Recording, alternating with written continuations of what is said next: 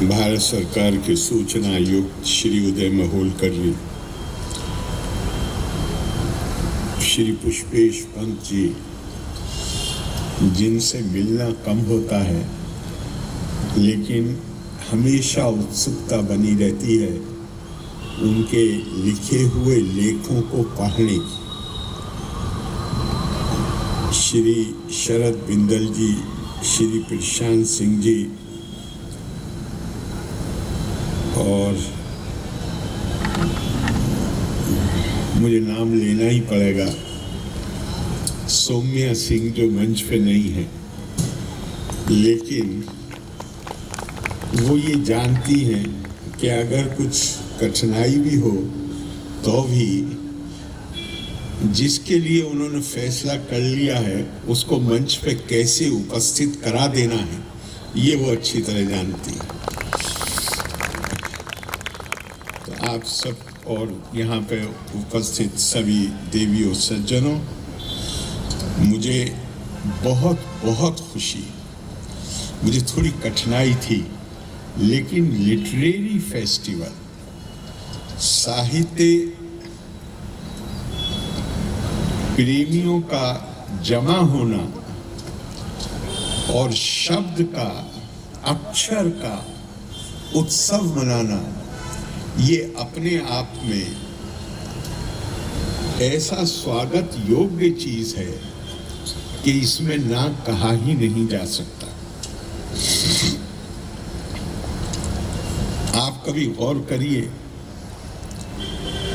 Syllable को, लिपि को की जो यूनिट है उसको अक्षर कहा जाता है। अक्षर जिस चीज का क्षर न हो सके, जिसको नष्ट न किया जा सके, और अक्षर मिलके शब्द बनते हैं तो जो इंडेस्ट्रक्टिबल हो, वो जब दो या उससे ज्यादा मिले तो उसकी ताकत क्या होगी आप अंदाजा कीजिए। और वो शब्द जब मिले, बहुत सारे शब्दों को एक जगह इकट्ठा करना, तो फिर साहित्य बनता है। और साहित्य, क्या ताकत है साहित्य की, मैं बस एक मिसाल देता हूं आपको।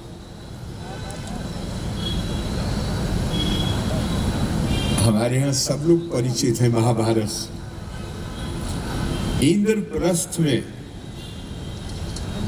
जो हम पढ़ते हैं कि इंद्रप्रस्थ को जब बनाया गया तो पुष्पेश जी को जो वो एक असुर आर्किटेक्ट थे जो बहुत ही, क्या मुझे नाम जी, हाँ, उनकी मदद से बनाया गया इंद्रप्रस्थ।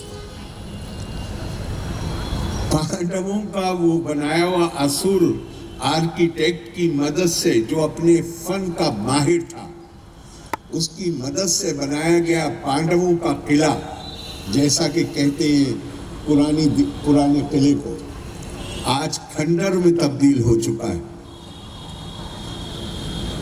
लेकिन उसी समय गीता में जो भगवान कृष्ण ने उपदेश दिया है उसमें जरा सी एक शब्द की, क्या अक्षर की भी कमी बेशी नहीं हुई। मॉन्यूमेंट्स ऑफ माइंड, मानस से जो चीज पैदा होती है, भौतिक शक्ति से आप कितना ही बड़ा बना लीजिए उसमें स्थिरता नहीं होती। मानस से जो चीज पैदा होती है उसको खत्म नहीं किया जा सकता। और हमारे देश में कहा गया है, संसार को उपमा दी गई है एक विष वृक्ष से, जहरीले पेड़ से। संसार विष वृक्षस्य दुई फले अमृतोपमे, काव्य अमृत रसा स्वादा, सल्लापा सज्जना ने सहा। इस संसार, ये संसार रूपी जो वृक्ष है ये विष से भरा हुआ है, जो वास्तविकता है। लेकिन इस विष वृक्ष में दो फल ऐसे हैं जो अमृत के समान, और वो दो फल हैं कि अगर आप अपने अंदर ये क्षमता पैदा कर लीजिए कि आप साहित्य से लाभ उठा सकें, तो फिर वो अमृत के समान। आप अगर उन सज्जनों को ढूंढ सकें जिनके पास बैठकर आप कुछ अच्छी बातें सीख सकें, ये भी अमृत के समान। और इन्हीं दो बातों को कहा गया। तो इनमें से आप मेरे ख्याल से इस कौशल साहित्य उत्सव लिटरेचर फेस्टिवल के माध्यम से आप ये दोनों अवसर उपलब्ध करा रहे हैं कि जहां यहाँ आने वालों की उनकी दिलचस्पी, ये मैं सामने देख रहा हूं किताबें लटकी हुई हैं, ये तो इन्होंने सिंबल के तौर पे लगाया, लेकिन वास्तविकता ये है कि हमारी समस्या, हमारे देश की समस्या, बहुत सारी मुसीबतें जो हम पे आई वो इसीलिए आई कि हमने किताबों को पढ़ा और उसके बाद उसको कपड़े में लपेटा और इतनी ऊपर रख दिया कि वो आम आदमी की पहुंच से बाहर हो जाए। वही हमारी समस्या हुई। ये देश तो, ये तो मां सरस्वती के उपासकों का देश था। स्वामी रंगनाथ नंद ने उनकी मशहूर किताब उसमें लिखा है, श्रीमद् भागवत से, गीता से नहीं, श्रीमद् भागवत से एक लाइन उन्होंने उद्धरण किया, सरस्वती ज्ञान कल्व यथा सती।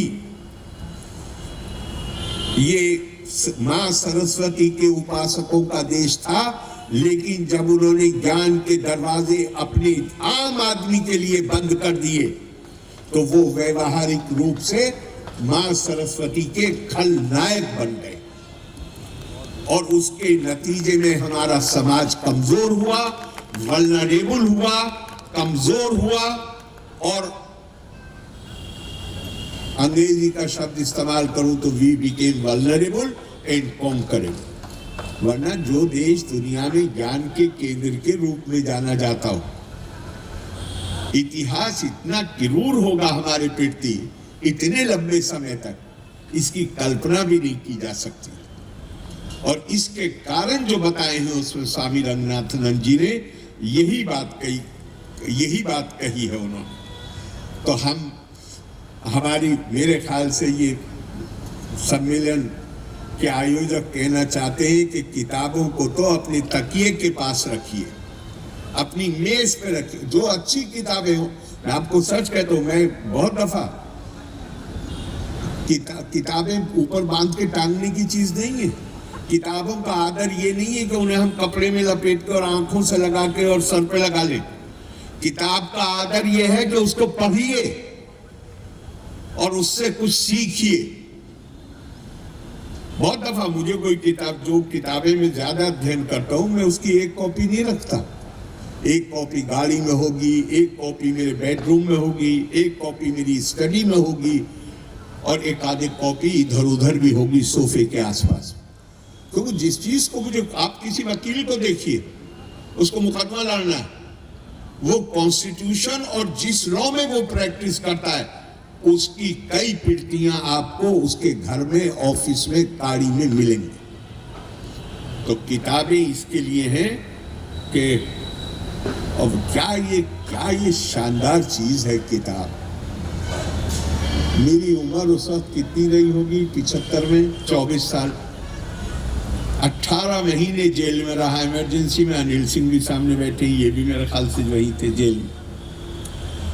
कभी एक मिनट के लिए भी अकेलेपन का एहसास नहीं हुआ पुष्पेश, एक सेकंड के लिए भी नहीं हुआ अकेलेपन का एहसास। बल्कि बहुत दफा हम जिक्र करते हैं इमरजेंसी में बड़े जुल्म हुए। रात को 1 बजे, मुझे पता नहीं, मैं आपका टाइम तो वेस्ट नहीं कर रहा हूँ, लेकिन रात को 1 बजे मैंने खटपट सुनी। हम तो बैरक में बंद थे, तो मैंने खटपट सुनी। मैं समझा कोई ऑफिसर सरप्राइज विजिट पे आए होंगे। और जब वो मेरे जो जंगला, उसको तो लॉक करते हैं बैरक को, तो वो जो मेरे नजदीक जंगला था यानी विंडो बड़ी होती है जेल में, जहां बैठ के मैं पढ़ रहा था, वहां तक आते मैं सुपरिंटेंडेंट की आवाज को पहचानता था। बाहर अंधेरा था। वो कह रहे थे, सर मैंने आपको बताया था कि आरिफ साहब जागते हुए मिलेंगे। और वो आए और पता नहीं वो क्या क्या बता के लाए थे सुपरिंटेंडेंट। उन्होंने आते ही मुझसे पूछना शुरू किया कि किताबें दे, बाहर जंगले में से दे, ये किताब कौन सी है, ये किताब कौन सी है, ये किताब कौन सी है। और आखिर में बोले, आरिफ साहब आपको कुछ किताबें जेल वालों ने दी हैं? तो मैंने हंस के सुपरिंटेंडेंट की तरफ देखा और मैंने कहा उनसे, मिलकर जेल में किताबें होती हैं? तो सब लोग हंस पड़े। लेकिन अगले दिन मुझे इतनी खुशी हुई कि सुपरिंटेंडेंट जेल के ये आए, मुझे ये भी नहीं पता था कौन, ये आई उस वक्त सन 75 में आईजी जेल, उस जमाने में डीजी की पोस्ट नहीं होती थी, आईजी जेल चतुर्वेदी साहब थे यूपी में, वो सरप्राइज विजिट आए। और अगले दिन सुबह सुपरिंटेंडेंट मेरे पास आए और मुझसे कहा कि आपको जितनी किताबें मंगानी है बताइए, चतुर्वेदी साहब 5,000 रुपए सैंक्शन करके दें। उस जमाने में 5,000 रुपए मामूली पैसे नहीं होते थे, आज के वक्त के लिहाज से तो बहुत ज्यादा वैल्यू थी। तो ये किताब ऐसी चीज है, इसके लिए अपने दिल में इससे चाहत पैदा करना, लगाव पैदा करना।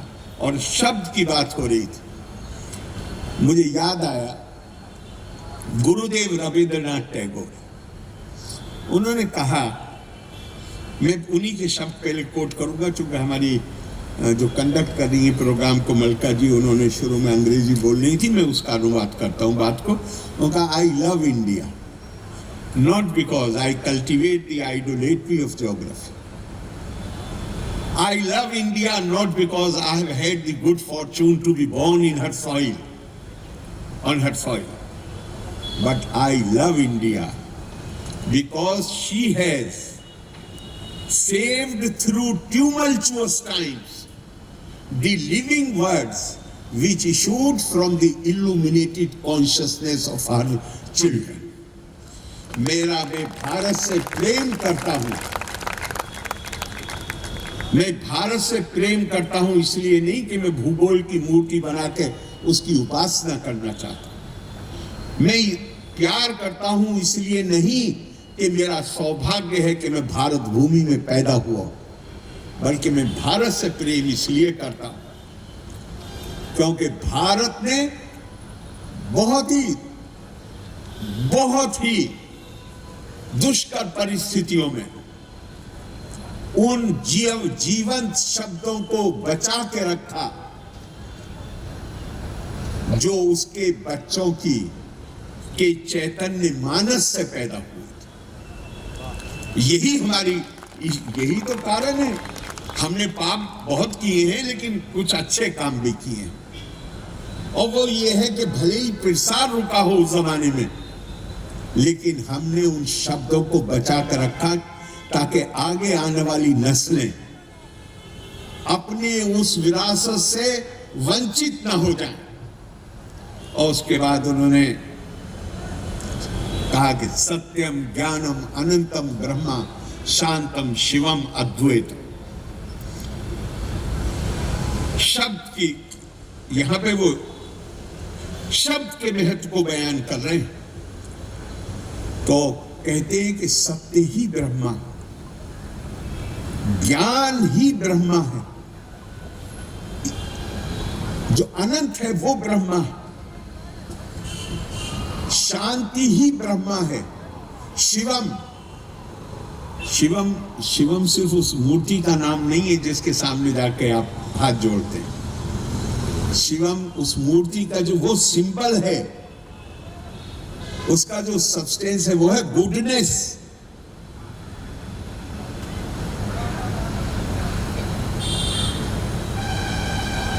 मुझे कुछ याद आ रहा है, बहुत मशहूर है शंकराचार्य की एक रचना, उसमें उन्होंने एक शब्द प्रयोग किया, एक फ्रेज यूज किया, चेतसा सुंदरम। एक फिजिकल ब्यूटी होती है, एक मानस की सुंदरता होती है, चेतसा सुंदरम।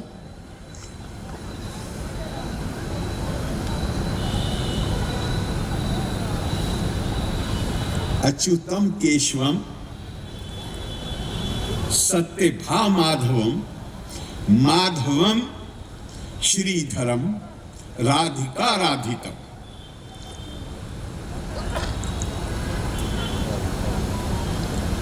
नेक्स्ट लाइन में चेतसा यार्चिता यात्मने चेतसा सुंदरम देवकी नंदनम नंदनम संदति।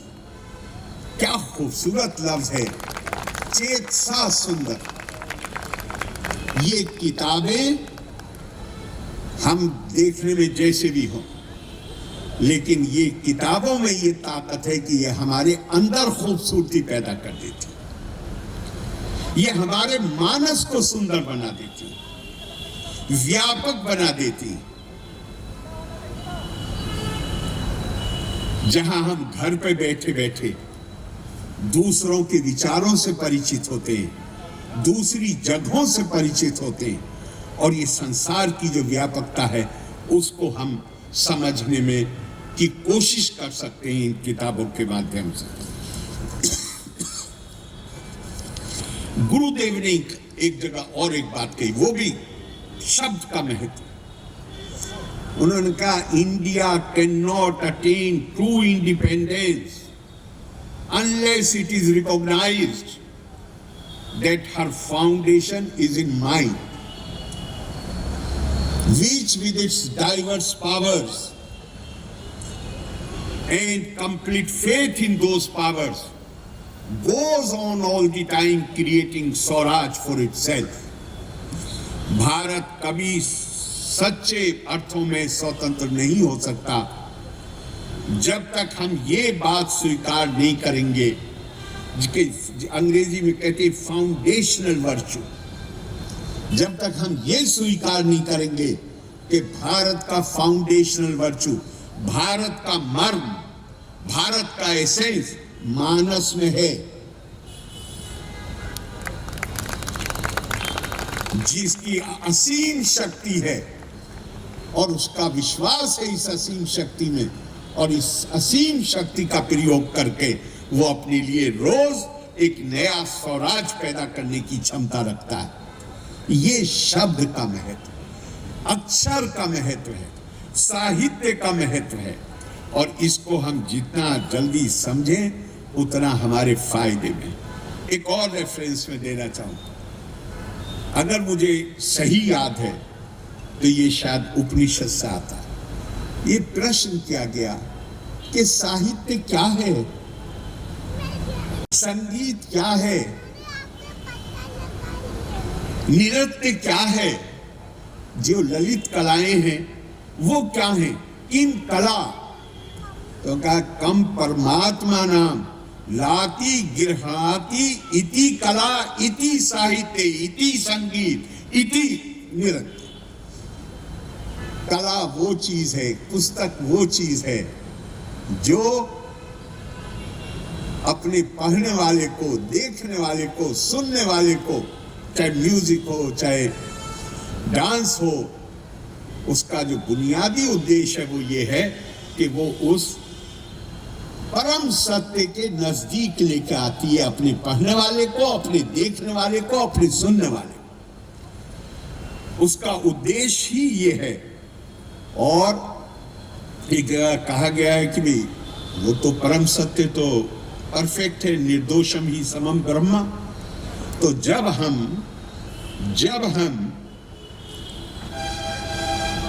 ये लफ्ज बड़ा खूबसूरत है, कौशल, योगा कर्मसु कौशलम। तो जब हम वो अपने कौशल को निखारने की कोशिश करते हैं तो असल में जो दिव्यता हमारे अंदर है, अंतर्निहित है। क्यों? क्योंकि perfection is the attribute of परम सत्य, and when we try to develop that perfection we actually try, we make an effort so that the divinity inside us can manifest itself. और आप उसको आगे बढ़ाने के लिए आपने ये किया है, मैं आपको बहुत बहुत बधाई देता हूँ।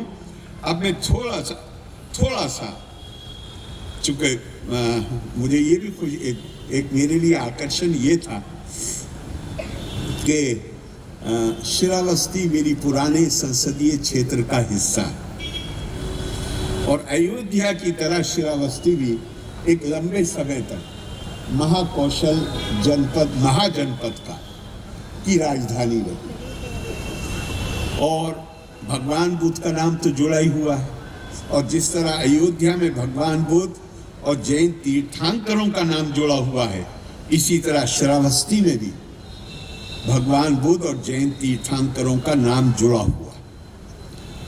तो उसकी भी मुझे ये याद दिलाता है। तो सौम्या को मैं बहुत धन्यवाद दूंगा कि उन्होंने अब तो मैं एक तरह से चुनाव की राजनीति से अलग हो गया हूँ, लेकिन मुझे उन सारे दिनों की याद दिला दी जब मैं श्रावस्ती जाया करता था और अयोध्या हमें, जहाँ तक अयोध्या का महत्व है उसमें कोई शुबा नहीं होना चाहिए कि जो 7 प्राचीन भारत के जिन 7 तीर्थों का उल्लेख है उसमें पहला नाम अयोध्या का आता है। अयोध्या, मथुरा, माया, काशी, कांची, हियावंतिका, पुरी, द्वारावती चैवा सप्तेता मोक्षदायिका, जो 7 नगरियां बताई गई हैं जहां जिनका महत्व ये है कि वहां पर मोक्ष प्राप्त करने में आसानी होती। और मैंने पहले ही कहा कि 24 में से 22 तीर्थंकर इक्ष्वाकु वंश से थे, ऐसा बौद्धिक परंपरा मानती। अयोध्या में साकेत में भगवान बुद्ध ने 16 वर्ष बिताए और श्रावस्ती बहराइच के लोगों का मानना नहीं बल्कि बौद्धिक परंपरा में ही लिखा हुआ है कि 24 मॉनसून भगवान बुद्ध ने श्रावस्ती में बिताए। और अंगुलीमाल जो बुद्धिस्ट लिटरेचर में परंपरा में बहुत बड़ा कैरेक्टर है, वो कैरेक्टर भी श्रावस्ती से ही, वो he used to operate in the jungles of Shravasti. और कहूँ कि हमारे प्रसिद्ध भारत के प्रसिद्ध संत रामानंद जी का जन्म भले ही प्रयाग क्षेत्र में हुआ, लेकिन रामानंदी संप्रदाय का मुख्य केंद्र अयोध्या रहा है। आईने अकबरी में इस नगर की लंबाई 148 कोस और चौड़ाई 32 कोस उल्लिखित है। और हमें आखिर में औरंगजेब के मरने के बाद जब मुगल सूबे आजाद होने लगे, उस वक्त अवध के स्वतंत्र राज्य की स्थापना हुई। और वो अभी हमारी जो कंडक्ट कर रही प्रोग्राम वो कह रही थी तहजीब के बारे में, तो वो है। और मुझे उस तहजीब पे याद आया कि जब हनुमान गढ़ी पर कुछ झगड़ा हुआ और उसमें दारा शिकोह को आखिरी नवाब ने फैसला दिया, तो उस फैसले में उसने एक शेर लिखा। जैसे जज फैसला देता है ना, तो उसने दो लाइनें लिखी कविता। उसने लिखा कि उसने फैसला दिया हनुमान गढ़ी के पक्ष में, मतलब जो विवाद था उसमें हनुमान गढ़ी के पक्ष में हमला हुआ था हनुमान गढ़ी पर, जहाँ तक मुझे याद आता है। मैंने वो काफ़ी दिन पहले पढ़ा इसलिए मैं बहुत सर्टेन नहीं हूँ, लेकिन हमला हुआ था और हमला करने वालों को लीड कोई कर रहे थे जिनका ताल्लुक रायबरेली से था। और जब उस मामले में बहुत दिन पहले पढ़ा ये, इसलिए ये मेरे पास है नहीं यहाँ पर। लेकिन मुझे जो अच्छा लगा वो ये लगा कि दारा शिकोह ने रायबरेली वालों के खिलाफ फैसला दिया, हनुमानगढ़ी के पक्ष में फैसला दिया, और उससे अच्छा ये लगा कि दारा शिकोह ने एक शेर इस्तेमाल किया है उस फैसले। हम इश्क के बंदे हैं, मजहब से नहीं वाकिफ, गर काबा हुआ तो क्या बुतखाना हुआ तो। ये वाजिद अली शाह ने उसमें लिखा था। अब चूंकि लखनऊ की बात हो गई है तो मेरे ख्याल से मैंने टाइम भी कर ही लिया होगा बच्चा। नहीं, ज्यादा नहीं आपको परेशान करूंगा, मगर पुरानी पृष्ठभूमि है कि मैं इलेक्शन लड़ता था, तो इलेक्शन लड़ने वालों को अगर आप माइक दे दीजिए तो उसमें प्रॉब्लम हो जाती है। मगर एक दो बातें कहना चाहूँगा, चूँकि लखनऊ की में ये हो रहा है सम्मेलन और हम लखनऊ तक आए हैं। एक पाकिस्तानी ऑथर, उन्होंने लिखा है कि वो अपनी रिसर्च के सिलसिले में, वो उस वक्त अमेरिकन यूनिवर्सिटी में थे, उन्हें रिसर्च के सिलसिले में लखनऊ आना पड़ा। तो यहाँ जो उनके जानने वाले रहे होंगे, उन्होंने उनसे कहा कि भाई जब बाजार में खुद कुछ खरीदो, ये लेडी हैं, तो कहा कि बाजार में कुछ खरीदो तो मोल भाव कर लिया करो, जो तुम्हारे यहाँ हाल है वो हमारे यहाँ भी वही, एकदम वही दाम मत दिया करो। तो वो लिखती है, कहती हैं कि वो लखनऊ यूनिवर्सिटी से अपना काम खत्म करके जहाँ रुकी थी वहाँ वापस जा रही थी। रास्ते में एक केले वाले बुजुर्ग विराद उम्र के वो खड़े थे, केले बेच रहे थे। ये रुकी और इन्होंने उनसे कहा कि आज क्या भाव है केले का? तो उन्होंने कहा बिटिया आज तो 3 रुपए दर्जन।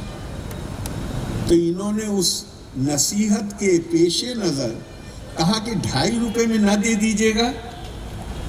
तो केले वाले ने जवाब दिया कि जो 2.25 वाले थे वो तो अपनी अरमान लेके वापस हो गए। बिटिया 2.25 वाले अपने अरमान लेके वापस हो गए। आपके शहर में एक साहब है, मुझे नाम याद नहीं आ रहा, लेकिन आखिरी नाम उनका वाजपेयी, दास्तान गो, हिमांशु वाजपेयी। मैं बड़े शौक से उनको सुनता भी हूँ और पढ़ता भी, क्योंकि बहुत सारे उनके ऐसे जुमले होते हैं जिसको उसकी इजाजत के बगैर तकरीर में दोहराने को जी चाहता है। तो उनको मैं सुन रहा था, उन्होंने कहा कि साहब लखनऊ की तहजीब के बारे में बड़ी चर्चा सुनकर दिल्ली के एक साहब, अपनी उत्सुकता उनके अंदर पैदा हुई और वो लखनऊ चल के आए कि भाई ऐसी क्या तहजीब है जिसका इतना ज़्यादा लोग बात करते। तो ये जो किलाक्स अवध होटल है, यहाँ उस ज़माने में फूलों का बाजार लगता था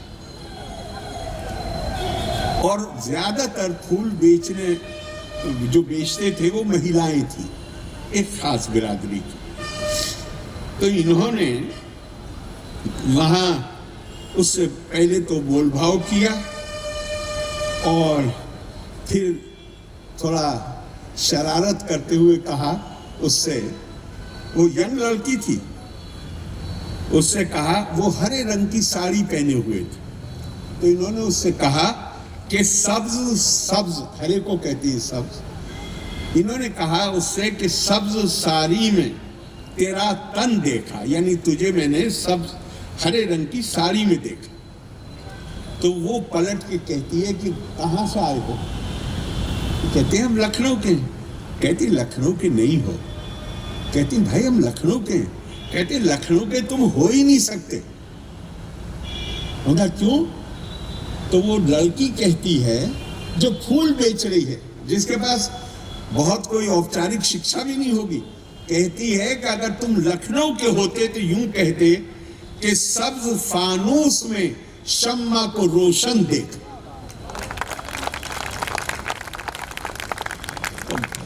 मतलब ये चीजें पढ़ने में और सुनने में मजा आता है।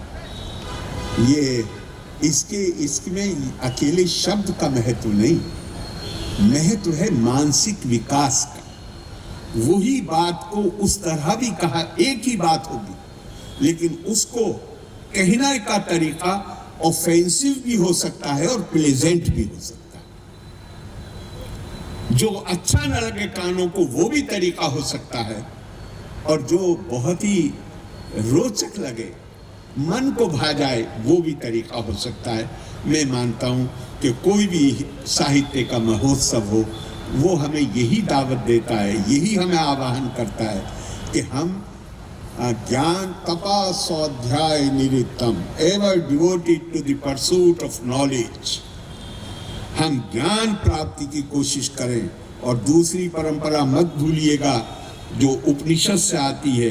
उन्होंने पूछा कि तप क्या है, बहुत से जवाब दिए गए, पर जिसको स्वीकार्यता मिली वो जवाब था तप इज इक्वल टू 100 अध्याय प्लस प्रवचन। तप इसको कहते हैं जहां मेहनत करके ज्ञान हासिल करो और ज्ञान हासिल करने के बाद उसको दूसरों तक पहुंचाओ, तब ज्ञान हासिल करने का तो मकसद है। मुझे पूरा विश्वास है कि ये महोत्सव वो चेतना पैदा करने में कामयाब होगा। सर्वे लोका सुखिनो भवन्तु। धन्यवाद। जय हिंद।